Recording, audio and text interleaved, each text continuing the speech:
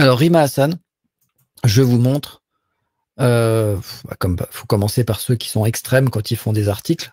Le JDD, toujours. Le JDD, depuis qu'ils ont changé de ligne éditoriale, apologie du terrorisme, le ministre François-Noël Buffet, on ne sait pas qui c'est. Je vous dis ça, on ne sait pas qui c'est parce que les ministres sous Macron, ils ont une durée de péremption qui est assez courte. Là, ça va vite, tu n'as même pas le temps de t'habituer à un ministre, hop, il dégage. Donc, ne retenez pas le nom de François-Noël Buffet. Le seul buffet que vous devez retenir, c'est celui de Gérard Larcher. Lui, il doit avoir un buffet qui est extrêmement garni puisqu'il ne cesse de prendre du poids. Mais bon, François-Noël Buffet, lui, il n'est pas content par rapport à ce qu'a dit Rima Hassan, qui était invité de Sud Radio avec, comment il s'appelle, Bourdin, je vais vous en parler. Et selon lui, ce qu'elle a dit, c'est de l'apologie du terrorisme. Et j'ai vu que Marion Maréchal Le Pen avait tweeté en expliquant qu'elle souhaitait que la nationalité française de Rima Hassan lui soit retirée. Et alors ça, pour moi, c'est de la com. Il n'y a aucune raison que sa nationalité soit retirée, ça n'a pas de sens. Et encore faut-il prouver l'apologie du terrorisme. Et on va voir ce qu'elle a dit. Enfin, ils vont la dégager. Lolo MC, ça, c'est encore quelqu'un de très binaire. Non, il va rien se passer, Lolo MC, je te l'annonce. C'est de la com. C'est comme quand on dit, c'est comme quand Retailleau dit, ouais, un influenceur algérien, il y en a marre, il faut le virer. Qu'est-ce qu'il fait? Il le renvoie en Algérie, l'Algérie le renvoie. Pourquoi? J'ai fait une vidéo sur le sujet. Pourquoi? Parce que Retailleau savait très bien que ça allait se passer de cette manière, puisqu'en fait, tu ne peux pas faire les choses parce que tu l'as décidé de façon unilatérale. Il y a des accords, il y a des règles, il y a des lois, et lui le savait très bien puisqu'il a voté certaines lois il y a un an dans la loi immigration. Donc, en fait, il sait très bien ce qu'il fait. Donc, vous êtes gouverné. Je dis vous, parce que moi, je m'exclus de ce monde-là puisque je ne vote pas pour ces clowns. On est gouverné. Allez, je me remets dedans. On est gouverné par des gens qui se foutent ouvertement de nous et qui jouent avec nous parce qu'ils partent du principe qu'on est des ânes qui ne connaissons pas les lois et qui avons une mémoire de poisson rouge qui tient... on a une mémoire de 2 jours, quoi. On retient une information le lundi, le mardi, il y a une nouvelle information qui arrive, on a oublié celle du lundi. Et ils jouent toujours avec ça. C'est-à-dire que vous avez des politiciens qui disent tout et son contraire en l'espace de 24 heures. On nous prend juste pour des cons depuis longtemps. Trump, lui, y arrive une semaine. Du spectacle de Marion, il a bien recadré. Ouais, on va voir ça. Et de la même origine, bizarrement. Asnia, j'ai pas suivi de quoi tu parles. Des moutons tondus. Alors, Rima Hassan était invité chez Bourdin. Et là, je vais vous montrer que j'ai utilisé perplexity.ai. Jean-Jacques Bourdin qui a partagé via le compte de Sud Radio, ou alors c'est Sud Radio qui a partagé. Alors, vous savez, c'est quoi les principes, je le fais aussi, moi, quand je partage des lives, par exemple. Si je fais un live de 2 heures, je vais pas partager le live de 2 heures sur TikTok. Donc, je prends 1 minute, 2 minutes, 3 minutes, peut-être 5 minutes. Et voilà, donc ça veut dire qu'à un moment donné, si je développe une idée pendant 5 minutes, je vais peut-être avoir un morceau qui est tronqué. Bon, pour le coup, là, je pourrais m'en prendre qu'à moi-même si c'est mal interprété, parce que c'est moi qui coupe. Là, Rima Hassan est invitée pendant je sais plus combien de temps, et pendant plusieurs minutes. Et là, l'extrait qui est proposé par Sud Radio dure 40 secondes. Alors eux, ils sont certifiés, c'est en bleu. Donc s'ils veulent, ils peuvent très bien diffuser des extraits de plus de 2 minutes 20. Donc là, c'est volontaire de choisir 41 secondes. Je ne peux pas comprendre, je ne peux pas imaginer que c'est involontaire, que ce n'est pas prémédité. Et donc là, la phrase de Sud Radio qui illustre cet extrait de vidéo, c'est le Hamas, ou alors le Hamas. Le Hamas a une action, le Hamas a une action légitime du point de vue du droit international, déclare Rima Hassan. Et cette phrase toute seule, si tu la prends toute seule, tu vas dire oh là là, Hamas 7 octobre, comme d'habitude, apologie du terrorisme, etc. D'ailleurs, elle a déjà été convoquée par rapport à cela. Pareil pour une autre membre de LFI, Mathilde Panot. Enfin, il y en a plein qui ont été d'ailleurs, et des inconnus. Il y a des inconnus aussi qui ont été. Si vous faites des tweets, si vous faites des vidéos sur TikTok, j'ai vu qu'il y a plein d'influenceurs connus ou pas connus. Le pire, c'est les pas connus. Donc, les pas connus, c'est pas vraiment des influenceurs, mais c'est des gens qui donnent leur avis, qui ont été convoqués. Certains ont été poursuivis pour apologie du terrorisme. Parce que pour des choses qui peuvent être une critique d'Israël, c'est devenu extrêmement fragile, la liberté d'expression. La frontière entre la liberté d'expression et l'apologie du terrorisme, pareil, j'ai fait une vidéo sur le sujet qui explique que la nouvelle loi, après le meurtre de Samuel Paty, a renforcé cette loi sur l'apologie du terrorisme qui est sortie du droit de la presse et qui est extrêmement, on va dire, dangereuse pour la liberté d'expression, puisque tu peux enfermer, tu peux convoquer, tu peux punir quasiment tout le monde dans le cadre de cette loi. Et donc, elle est même utilisée, il y a même l'instigateur de cette loi dont je vais oublier le nom, j'ai fait une vidéo également sur le sujet, qui a remis en question cette loi en expliquant que justement, au départ, il trouvait que c'était pertinent et qu'aujourd'hui, il trouve que qu'elle a été complètement dévoyée, détournée pour justement empêcher les gens de s'exprimer. Et c'est tout à fait le cas concernant Gaza et la Palestine en général. La France est finie, la dictature arrive. Alors, en tout cas, c'est sûr qu'on n'est plus dans le même type de démocratie qu'il y a quelques années. Alors, je vais juste regarder un truc. Oui, je vais réduire l'écran parce que sinon, personne me l'a dit, mais vous n'allez pas voir vos messages. Vous allez avoir du mal à les lire. Ça n'a jamais été une démocratie. Non, ça a été une démocratie. Enfin, ça a été une sorte de démocratie à un moment donné. Et là, c'est de moins en moins le cas. Malik Bentala. Pourquoi vous parlez de Malik? Est-ce que vous condamnez le Hamas? Est-ce que vous condamnez le Hamas? Si tu remarques, ceux qui foutent la merde en gouvernance sont ceux de la même origine, les merdias aussi. Bourdin égale à lui-même. Alors justement, Bourdin, je vous ai dit oligarchie, exactement Thierry. Oligarchie, et il faut aussi dire la vérité, on a une influence israélienne sur la France. Et c'est une influence qui est importante. On n'arrête pas de parler de l'Algérie en ce moment, mais la souveraineté de la France est mise en branle, non pas par l'Algérie, mais par Israël et les États-Unis aujourd'hui. Et si on extrapole également l'Union européenne. C'est-à-dire que la France ne peut plus prendre de décision au nom de la France. Donc là, dans les médias, on vous dit Algérie, Algérie, Algérie, Algérie, Algérie tous les jours. En réalité, s'il y a bien un pays qui a une grosse influence sur nous en ce moment, c'est Israël, c'est les États-Unis. De toute façon, c'est les mêmes c'est les mêmes font partie de la même pièce. Hein. Bonsoir à tous, un plaisir. Salut Soso77. Une influence. Le CRIF influence la France. Alors, est-ce qu'il gère la France? C'est un grand mot, mais en tout cas, il influence les décisions françaises, notamment, effectivement. Après, il y a des binationaux, comme je l'ai dit tout à l'heure, la présidente de l'Assemblée nationale, et il n'y a pas qu'elle, il y avait aussi à l'époque Meyer Habib, enfin, ils sont plusieurs. Julien Oudoul, qui n'est peut-être pas un binational, mais qui est très Israël compatible et qui ne cesse de défendre Israël comme si c'était son pays d'adoption. Effectivement, il y a une question à se poser concernant les Sayanim qui font leur job. Bonsoir Système Deal, bonsoir Soso77, j'espère que tu vas bien. Alors Jean-Jacques Bourdin, on écoute cet extrait de 41 secondes, et puis il y a un extrait qui est plus long, où il y a plus de détails, plus de nuances, mais les gens ne veulent pas de nuances. Hein. Si tu commences une phrase, si tu dis le Hamas a une action légitime du point de vue du droit international, hop, point. On t'arrête ici, on te dit antisémite, complotiste, apologie du terrorisme, etc. Alors qu'il y a une explication derrière qui est tout à fait claire et limpide, et il y a aucunement, alors je suis pas avocat, mais il y a aucunement la possibilité de l'attaquer sur ce qu'elle a dit, puisque en plus elle est juriste, elle sait ce qu'elle dit, elle sait ce qu'elle fait, comme à peu près tous les politiciens qui prennent la parole, comme à peu près tous les gens qui ont un peu de jugeote quand tu vas sur un plateau de télévision ou que tu vas en radio.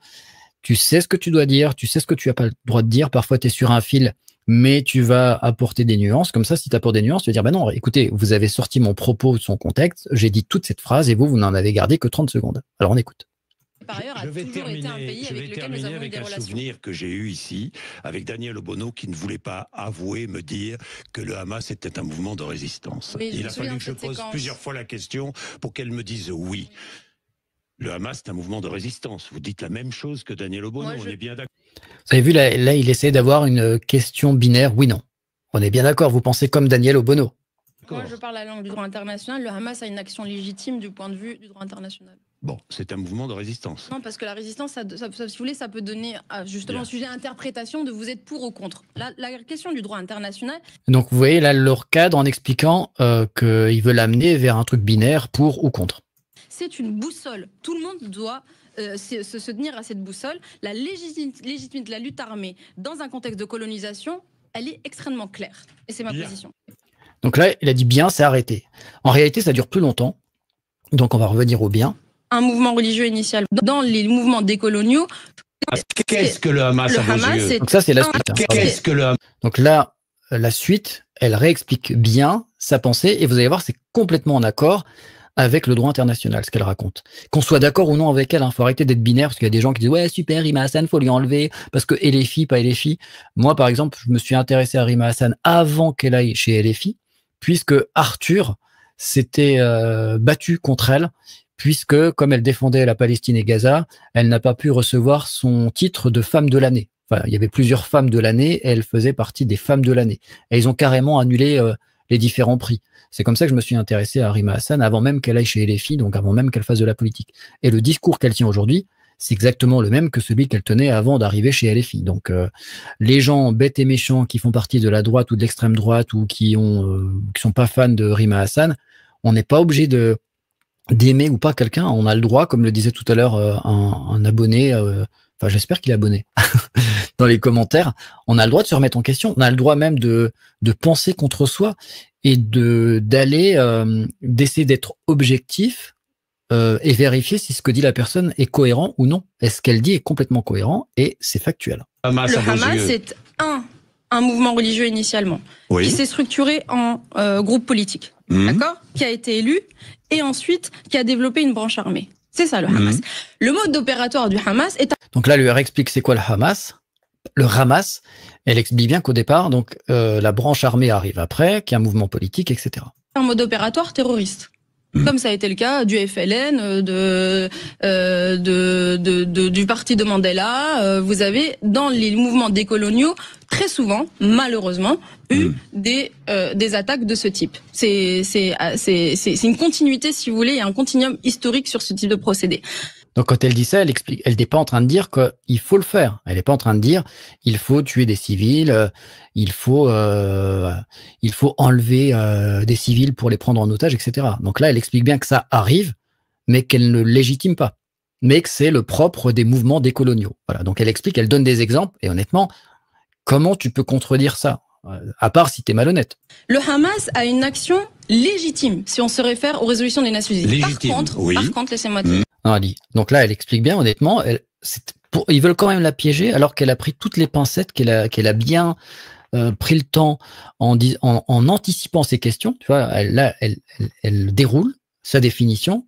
L'autre, il veut la piéger en disant ah oui, donc c'est un mouvement légitime. Elle lui dit par contre, et dans son par contre, vous allez voir qu'elle va apporter encore une fois des nuances qui sont très importantes et qui justement ne vont pas permettre à monsieur le ministre François-Noël Buffet, qui passe son temps au buffet et qui fait de la com, de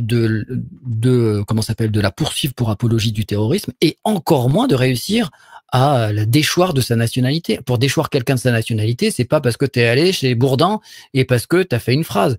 On n'arrive même pas à le faire pour des criminels. Pour certains criminels, tu vas pas réussir à le faire pour Rima Hassan. Arrête tes conneries, quoi. Ils se foutent de nous, quoi. Allez-y. Ce n'est pas parce que les résolutions des Nations Unies sont extrêmement claires sur le droit des peuples colonisés à avoir recours à la lutte armée que les procédés de la lutte armée justifie tout. C'est-à-dire que ce droit est parfaitement encadré en droit international.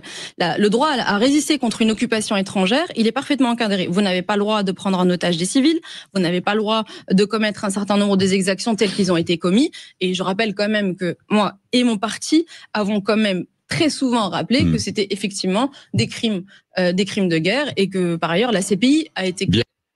Donc là, vous avez entendu tout ce qu'elle a dit. Donc si on est quelqu'un d'honnête, on n'est pas obligé d'être fan de Rima Hassan. On peut être son combat, on peut la combattre politiquement, idéologiquement. Mais on a le droit aussi d'aller vérifier que ce qu'elle dit est vrai ou faux, ou est-ce qu'elle prêche le faux pour avoir le vrai, est-ce qu'elle manipule, etc. Bon, vous faites comme moi si vous avez la flemme. Moi, je le savais déjà avant, mais quand même, je suis allé utiliser mon ami perplexity.ai dont j'ai parlé tout à l'heure. J'ai posé une question simple, je vais pas parler de Rima Hassan. Contre 7 indépendants importants. Contre 7, mais oui, je connais Contre 7, c'est l'association AF2CI, c'est ma team, on est là, les amis. Louis Sarkozy a fait de l'apologie, on peut le déchoir de sa nationalité. Ouais, alors il y a Louis, et il y a aussi Barbara Lefebvre, elle a changé son nom, ça a changé sa vie, qui elle a rien eu, hein. Elle a eu un blâme, enfin même pas un blâme. Elle a été recadrée. Attention, c'est pas bien ce que tu fais. Alors, revenons à Rima Hassan. Donc, je pose la question à Perplexity, non pas que j'estime que c'est la personne la plus intelligente du monde artificiellement parlant, mais pour qu'il aille piocher dans les différents articles de presse existants et moi, après, je peux accéder aux sources. Donc, je lui pose une question simple. Est-ce que la lutte armée palestinienne est légitime du point de vue du droit international? Donc là, je parle même pas du Hamas. Je te pose une question simple. Est-ce que la lutte armée est légitime du point de vue du droit international? C'est ce dont a parlé Rima Hassan. Donc là, on voit que l'intelligence artificielle ne veut pas se prononcer et qu'elle est quand même programmée pour être politiquement correcte. C'est-à-dire qu'elle va quand même donner une réponse. Donc la réponse, c'est la question de la légitimité de la lutte armée palestinienne du point de vue du droit international est complexe et fait l'objet de débats. Voici quelques éléments clés à considérer. Donc, il m'explique quand même que le droit à la résistance est reconnu par le droit international concernant les peuples sous occupation. Donc, ils ont le droit de résister, y compris de façon armée. Il parle des résolutions des Nations Unies, donc il me donne le numéro des résolutions, 2649 de 1970, résolution 3070 de 1973, donc qui autorise les peuples sous domination coloniale ou étrangère à utiliser tous les moyens à leur disposition, y compris la lutte armée pour parvenir à leur libération. Donc, est-ce que c'est le cas pour la Palestine? Est-ce que c'est le cas pour Gaza et la Cisjordanie? Oui, c'est le cas. Vous allez voir, c'est bien fait. C'est exactement ce qu'a dit Rima Hassan, et je lui ai pas parlé de Rima Hassan ici. Hein. J'ai pas parlé du Hamas, j'ai pas parlé de Rima Hassan, c'était volontaire. J'ai posé une question pour voir ce qu'il allait me répondre. Il parle donc de comment c'est encadré par le droit international. Donc, bien que le droit à la résistance armée soit reconnu, il doit être exercé dans le respect du droit international humanitaire. Cela signifie que les attaques contre les cibles civiles sont illégales et peuvent être qualifiées de crimes de guerre ou crimes contre l'humanité. Donc c'est pour ça que LFI, on peut leur en vouloir pour plein de choses, mais concernant cette thématique, en fait, ils répètent purement et simplement le vocabulaire du droit international, qui parle pas de terrorisme, qui parle de crimes de guerre ou de crimes contre l'humanité, si jamais la résistance armée commet ce qu'elle n'a pas le droit de faire en termes de respect du droit humanitaire. Donc, dans le cas du Hamas, est-ce qu'il a le droit de résister? D'après le droit international, oui. Est-ce que c'est encadré? Oui. Est-ce que s'ils commettent des méfaits, est-ce que c'est légitime? Non. Non. Si tu attaques des cibles civiles, c'est illégal. Et c'est considéré comme crime de guerre ou crime contre l'humanité. Donc c'est exactement ce qu'a dit Rima Hassan. Elle n'a pas dit autre chose. Donc vous voyez, on peut ne pas être d'accord avec elle, mais il faut être factuel. Il faut aller vérifier. Et là, en plus, si je veux, je peux recliquer sur les sources. Je les ai, les sources, hein, et vous pouvez, si vous ne me croyez pas sur parole, si vous pensez que je manipule l'intelligence artificielle, vous pouvez faire ce boulot tout seul. Et vous pourrez... je suis obligé d'aller... vous êtes en train de voir que sur TikTok Live Studio, quand ça fait longtemps que je suis pas sur l'écran, il se déconnecte. Donc c'est bon. Je lui ai redit que j'étais revenu. Arrête tes bêtises. Donc il m'a coupé, là, j'étais dans mon explication. Bref. Donc ça parle aussi de la prise d'otage, des exactions qui sont illégales. Et là, il me parle ensuite du contexte de l'occupation israélienne. L'occupation israélienne est largement considérée comme illégale par de nombreux juristes internationaux, car elle ne respecte pas les principes de nécessité et de proportionnalité inhérentes au droit de légitime défense. Donc on est bien dans l'explication du contexte israélo-palestinien. Cela renforce l'argument selon lequel les Palestiniens ont le droit de résister à cette occupation. Vous voyez, malgré les précautions qu'il a prises au début, Perplexity me dit les Palestiniens ont le droit de résister face à cette occupation. Donc, est-ce qu'on va attaquer Perplexity pour apologie du terrorisme? Est-ce que Perplexity.ai, on va aller le déchoir de sa nationalité numérique? Est-ce qu'on va aller trouver le patron de Perplexity pour le foutre en tôle? En résumé, la lutte armée palestinienne est considérée comme légitime du point de vue du droit du point de vue du droit international dans le contexte de la résistance à une occupation illégale, mais elle doit être menée dans le respect du droit international humanitaire. Les actions contraires à ce droit, comme les attaques contre les civils, ne sont pas justifiables. Donc voilà, c'est exactement, mot pour mot, alors pas mot pour mot, mais en termes d'idées, c'est exactement ce qu'a dit Rima Hassan. Et je suis pas un fanboy de Rima Hassan, je n'ai pas son poster à la maison, je suis pas toujours d'accord avec ce qu'elle dit, mais concernant la Palestine, Gaza et la Cisjordanie en général, je trouve qu'elle est pertinente. Alors après, est-ce qu'elle pense autre chose dans sa tête? J'en sais rien, mais on n'est pas là pour faire dire aux gens ce qu'ils n'ont pas dit. Donc là, en l'occurrence, clairement, elle a donné exactement le cadre du droit international. Donc ça veut dire que si Rima Hassan est attaquable pour apologie du terrorisme, alors tous les membres de l'ONU sont attaquables pour apologie du terrorisme. Et tous les autres pays d'ailleurs qui respectent ce droit international. Oui, le droit international est antisémite. Salut Willy Abdallah. Willy Abdallah, ça me fait penser au médecin Mohamed, Jimmy Mohamed. Bienvenue à toi. Merci pour le message. Opposition contrôlée. Ton live est top qualité de travail, trop sincèrement. Merci Soso77. Et puis après, je dis à l'intelligence artificielle, je ne parlais pas forcément du 7 octobre, ni de l'attaque contre des civils, mais de la légitimité à se défendre contre un régime qui colonise une terre et qui vous prive de vos droits essentiels au quotidien. Donc je voulais qu'il se mouille un peu plus. Donc il me dit qu'il comprend mieux. Donc là, cette fois-ci, il commence par me dire, dans ce contexte, la question de la légitimité de la lutte armée palestinienne pour se défendre contre une occupation coloniale et pour revendiquer ses droits fondamentaux est un sujet complexe, mais fondé sur des principes du droit international. Donc, il me redit la même chose, mais en m'expliquant à chaque fois, dans le cas de la Palestine, l'occupation est largement considérée comme une violation du droit. Donc, il redit à peu près la même chose, parce qu'il a peur de se mouiller, mais il commence quand même, mais il va quand même conclure, comme tout à l'heure, que la Palestine a le droit de se défendre contre l'occupation et pour revendiquer ses droits fondamentaux. Et après, je lui reprécise je voulais qu'il me donne les différents points du droit international humanitaire. Donc, les principes fondamentaux, principes d'humanité. Il impose de limiter les souffrances humaines et protéger les personnes qui ne participent pas au combat. Principe de distinction. Les parties au conflit doivent faire la différence entre les populations civiles et les combattants, ainsi qu'entre les biens civils et les objectifs militaires.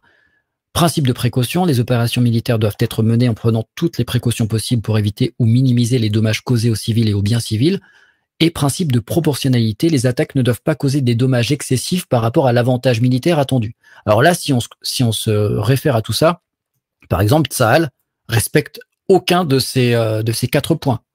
C'est une armée régulière, c'est une armée soi-disant morale, elle en a strictement rien à foutre de ces 4 points. Donc on va entendre le Hamas, ce sont des terroristes. Aucun des 4 points n'est respecté par Tsahal. Donc nous avons bien une armée terroriste, si on se fie à la définition. Règle essentielle, en plus de ces principes, le DIH inclut plusieurs règles essentielles comme protection des civils, protection des blessés et des prisonniers, restreint le choix des armes et des tactiques pour éviter des souffrances excessives.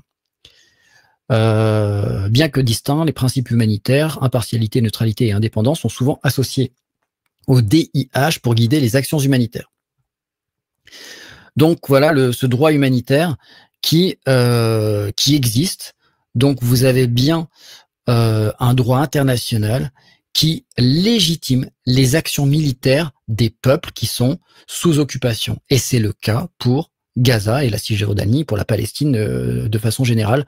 Donc ce qu'a dit le ministre François-Noël Buffet, ce qu'a dit toute la clique, la RN, Marion Maréchal et compagnie, Retailleau, qui sont venus faire des tweets, des gazouillis sur Internet, c'est que de la com, c'est juste pour montrer les muscles, pour dire on n'est pas d'accord, et c'est juste parce que c'est une opposante politique.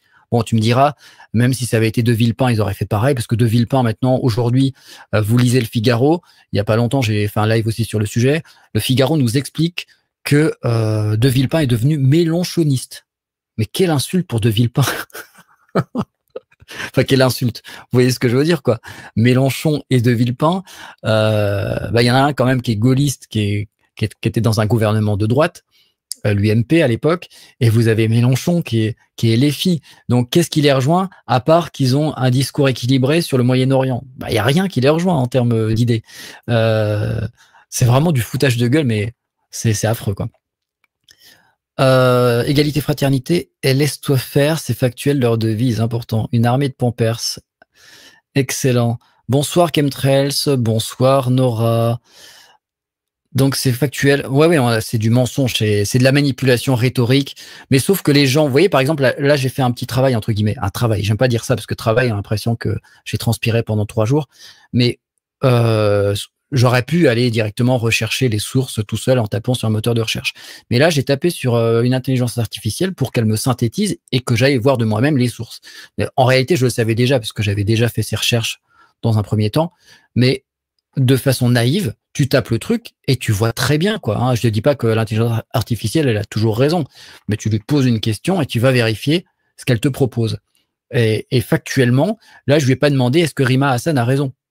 Je lui ai demandé simplement est-ce que l'action légitime d'un groupe armé face à un pays qui le colonise, est-ce que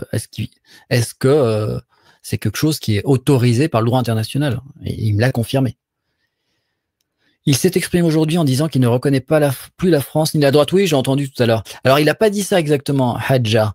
Il a dit, ce que j'ai entendu tout à l'heure, qu'il a dit que on lui a demandé s'il était vraiment de droite et il a quand même répondu « je suis gaulliste » et qu'aujourd'hui, en fait, c'était dur de dire si on était de droite ou de gauche parce que ça avait plus de sens. En gros, c'était un tacle à la politique actuelle où vous avez des mecs de droite qui ont des idées qui sont peut-être d'extrême droite, mais plus de droite, et où vous avez des gens de gauche qui ont des idées du centre ou de la droite qui sont plus des idées de gauche. C'est plus là-dessus. Ton travail est excellent et indépendant, merci. Merci à toi, Soso. En termes politiques, ça n'a plus aucun sens. Il n'y a rien qui a de sens. En fait, tu reconnais même plus les partis politiques parce que sur certains sujets, ils disent tous la même chose. Sur la Palestine, c'est fou quand même. Tous les partis politiques sont pour Israël. C'est-à-dire, il n'y a même pas d'équilibre. C'est même pas oui, ni, c'est Israël. Et il y a un seul parti, finalement, plus Mélenchon, plus peut-être quelques personnalités comme ça qui n'ont pas de parti politique ou qui ont des petits partis politiques qui sont mesurés. Et tout le reste, c'est Israël. Israël a le droit de se défendre. Israël a le droit de se défendre. Israël, avec Israël, avec Israël, avec Israël. C'est un carnage, quoi.